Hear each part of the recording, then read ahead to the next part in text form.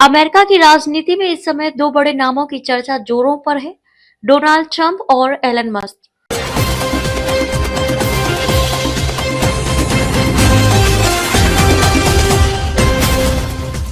एक और ट्रंप ने एक बड़े और चर्चित कानून को पास कराकर देश की राजनीति में एक बार फिर हलचल मचा दी है।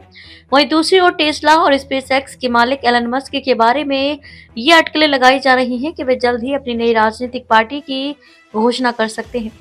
डोनाल्ड ट्रंप ने हाल ही में एक बिल को पास करवाया है जिसे उन्होंने खुद वन बिग ब्यूटीफुल बिल नाम दिया है। इस बिल को अमेरिका के इतिहास में एक बड़ी नीतिगत जीत के तौर पर देखा जा रहा है, जो कई क्षेत्रों को प्रभावित करेगा, चाहे वह सीमा सुरक्षा हो, आर्थिक नीति हो या फिर सामाजिक योजनाएं। ट्रंप के समर्थकों का कहना है कि यह कानून अमेरिका को फिर से महान बनाने की दिशा में एक अहम कदम है, जबकि विपक्षी दलों ने इसे लोकप्रियता बटोरने की कोशिश बताया है।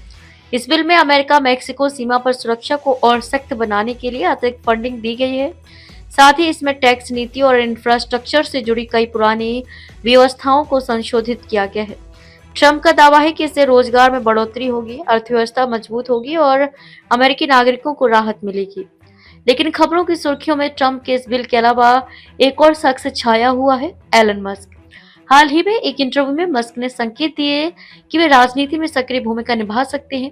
सोशल मीडिया पर यह चर्चा तेज हो गई कि मस्क अपनी एक नई राजनीतिक पार्टी की शुरुआत कर सकते हैं, जो अमेरिका के दो पारंपरिक दलों डेमोक्रेट और रिपब्लिकन के विकल्प के रूप में उभरेगी।